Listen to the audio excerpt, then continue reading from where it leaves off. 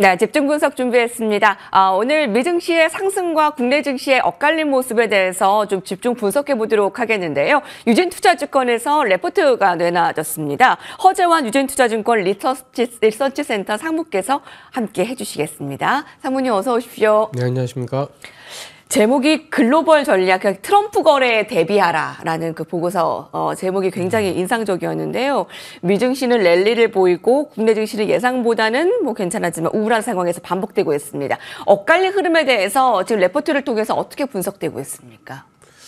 이제 뭐 당연히 이제 뭐 미국이 이제 저희보다는 뭐 경제 성장률이라든지 이런 측면에서 이제 좀 더 좋고 또 기업들의 어떤 그 실적에 대한 안정성 측면에서 이제 좀 더 우월한 거는 좀 맞긴 한데 저희가 이제 여기서 좀 주목해야 될 부분은 그러니까 트럼프 당선인이 이제 정책을 막 이게 쏟아붓는 그런 과정에서 저희가 얻어야 될 게 있고 이제 잃어야 될 게 있다라는 거죠.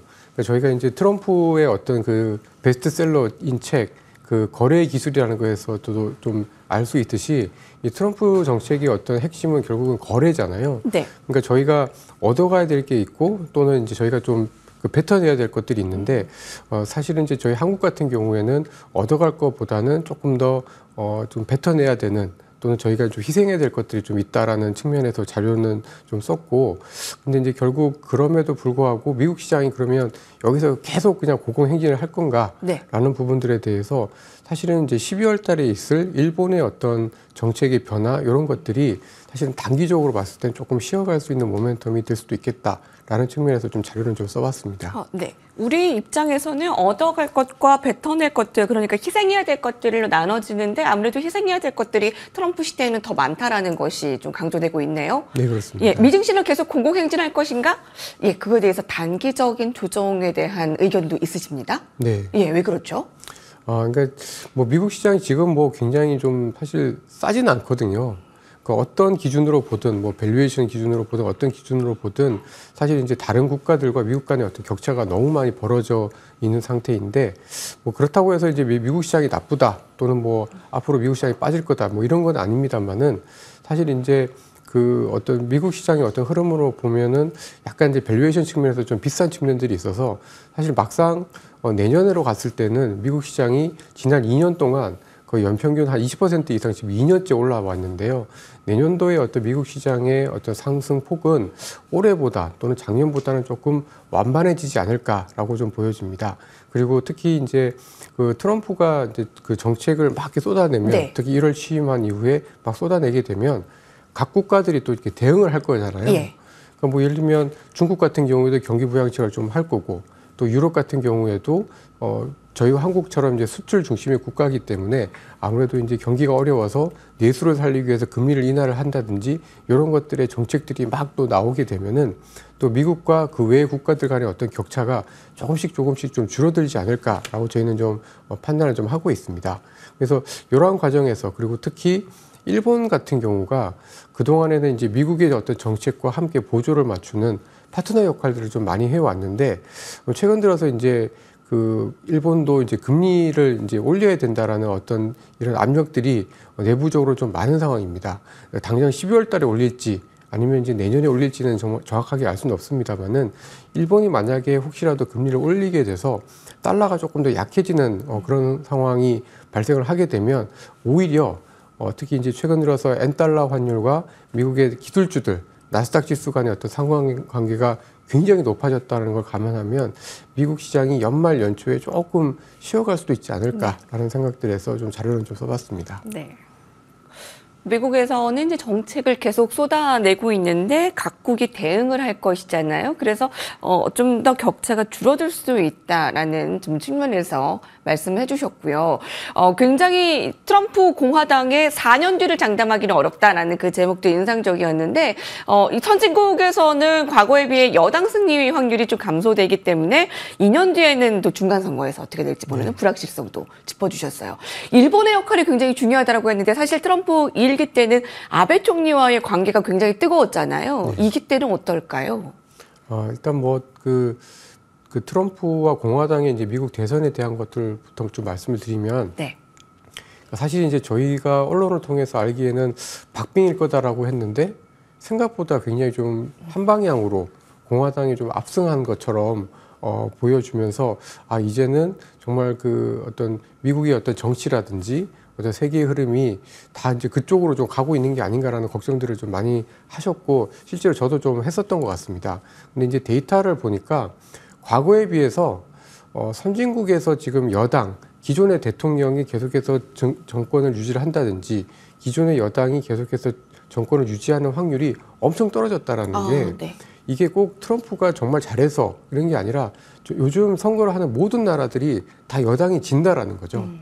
그만큼 코로나19 이후에 물가에 대한 부담, 네. 그다음에 그 코로나 이후에 이제 정책을 막 쏟아놓는 과정에서 발생하는 양극화 현상 때문에 기존의 여당에 대한 인기가 엄청 떨어져 있다라는 것을 알 수가 있습니다. 그러면 지금 이제 내년 1월부터 취임하는 트럼프 대통령도 사실은 이제 그 2년 뒤인 중간 선거 그리고 4년 뒤인 대선에서 공화당과 트럼프 정권이 이 지금의 어떤 흐름을 계속해서 유지하기가 어렵다라는 거고 오히려 그렇기 때문에 트럼프나 그 공화당 같은 경우에는 취임 초기에 기존의 원래 하려고 했었던 정책을 굉장히 세게 그리고 적극적으로 할 가능성이 좀 높아서 오히려 지금 트럼프 당선 이후에 더 이제 그 어떤 정책에 대한 어떤 불확실성 그다음에 이제 금융시장의 어떤 흐름이 한쪽으로 좀 쏠리게 됐었던 게 아닌가라고 좀 보여집니다. 근데 이제 그럼에도 불구하고 사실 이제 공약과 네. 실제 현실은 사실 조금 다르고 트럼프의 어떤 정책의 특성이 만약에 거래에 있다라고 하면 처음에 정책은 굉장히 세게 나오지만 막상 이것을 현실화하는 과정에서는 정책의 강도가 조금 약화가 될 가능성이 좀 있지 않을까라는 것들 좀 말씀드리고 싶었고요. 그리고 일본과 관련해서는 사실 이제 그 아베 총리, 전 총리죠. 전 네. 총리고 돌아가신 이제 고인이 되셨는데 이분이 참 일본 내에서도 엄청 나름대로 욕을 많이 먹었습니다. 트럼프의 뭐 푸들이라든지 뭐 이런 엄청난 비난 속에서도 미국과의 관계를 유지를 하기 위해서 엄청나게 애를 썼고 썼습니다. 근데 물론 이제 지금의 이제 일본 정부는 그 정도까지는 아닙니다만은 네. 특이하게도 2022년부터 일본은 이 트럼프의 어떤 재선에 대비해서 로비를 저희보다는 훨씬 더 많이 그리고 적극적으로 했었다라는 거고 결국 그런 부분들을 감안하면 일본은 여전히 미국의 정책을 돕는 역할들을 적극적으로 할 가능성이 높은데 그 중에 여러 측면에서 중에서 크게 두 가지 즉 일본이 만약에 금리를 올리게 되면 네.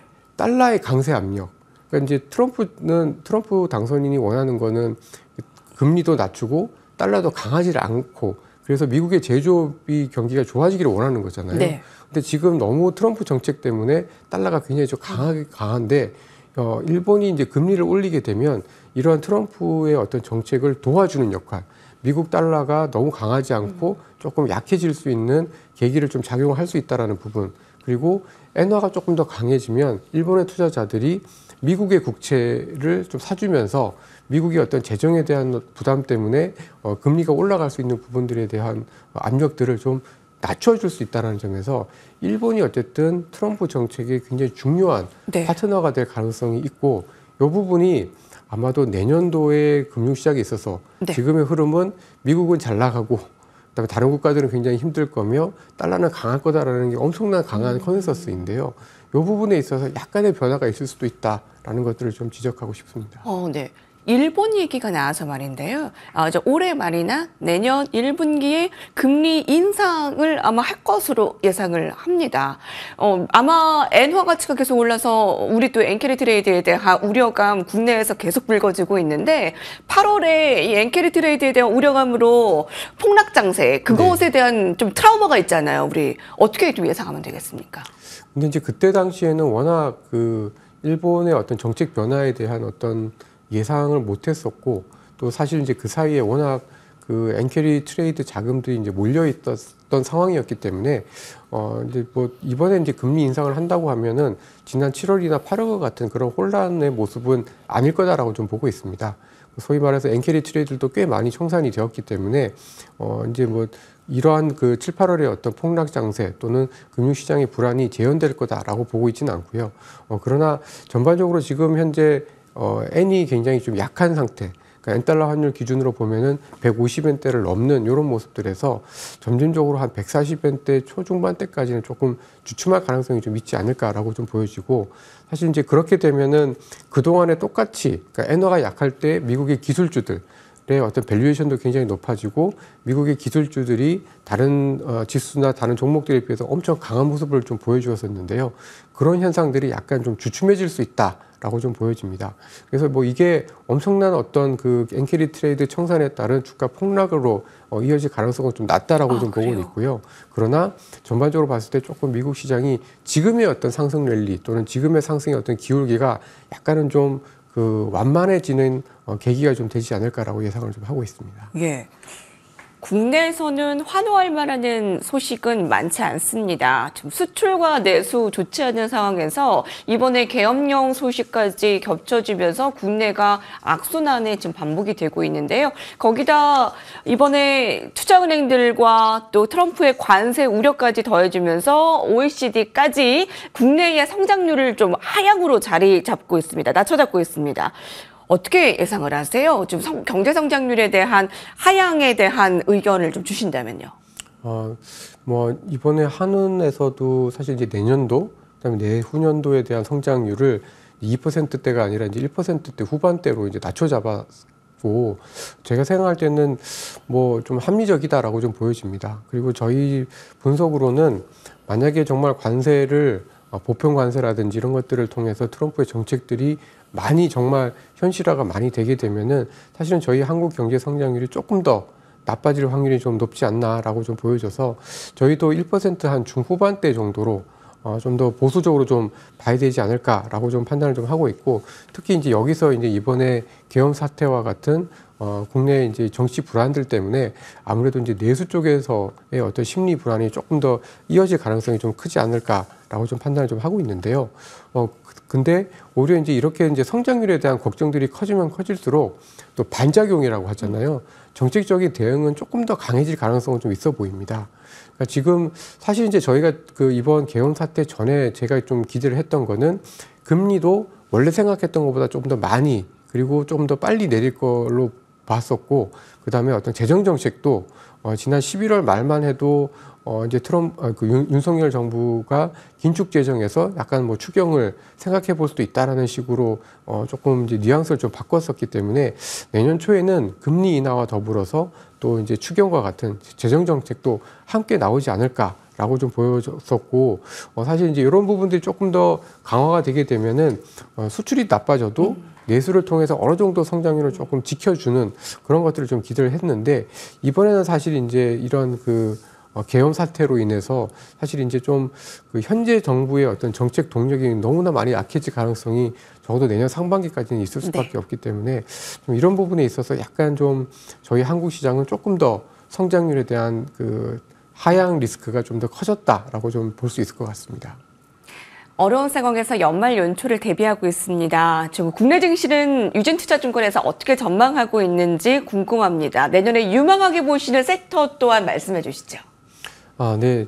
저희 내년도 시장 전망은 사실 이제 보수적으로 보고 있는데, 그렇다고 해서 지수의 하단이 지금보다도 뭐 크게 낮아질 거다라고 보고 있지는 않습니다. 저희는 이제 코스피 하단을 한 2,350 정도, 그 다음에 상단은 한 2,850 정도로 예상을 좀 하고 있어서, 사실 이제 지금보다 약간 낮아질 수는 있지만 전반적으로 그래도 내년 상반기보다는 하반기로 갈수록 좀 더 나빠지기보다는 점진적으로는 좀 개선되는 흐름을 좀 예상을 좀 하고 있고, 아무래도 이제 아까 말씀드린 것처럼 특히 1분기 때, 특히 트럼프 초기 때 트럼프에 대한 여러 가지 정책들이 막 나오는 과정에서 오히려 각국의 대응이 좀 더 강화가 되면서 오히려 하반기에는 조금 더 개선이 되는 그런 흐름을 예상을 좀 하고 있고요.